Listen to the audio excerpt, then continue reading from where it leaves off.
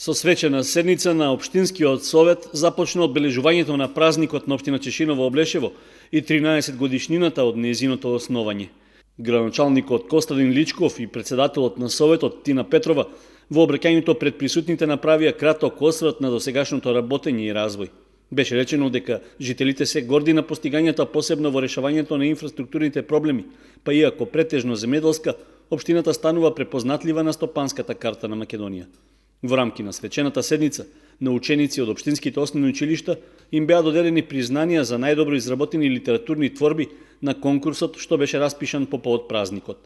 Потоа на оризовите полиња во атарот на селото Чифлик со благослови и жетварски песни се освети празничната погача и се изврши традиционалното зажнејување на првите снопја ориз.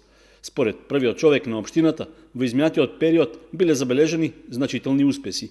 Гордост ми е да кажам дека во овие 4 години веќе се инвестира околу 5 милиона евра, благодарение на владата што ја имавме, и мислам дека и понатаму ќе продолжиме да работиме за општината Чешиново Облешево. Јас секој пат ќе стојам на ставот дека општината Чешиново Облешево треба да биде една општина која треба да биде убава општина, со тоа што и самите села да се реинкарнираат, да работат, и мислам дека понатаму општината Чешиново Облешево ќе стане еден бренд на Источна Македонија како општина на оризот и на сите други култури. Свечената програма за одбележување на денот на општината Чешиново Облешево продолжи со дефиле на фолклорни групи од земјата и странство, а во паркот во селото Облешево се одржа концерт на кој со своја програма се представија учесници на дефилето и музичари од државата.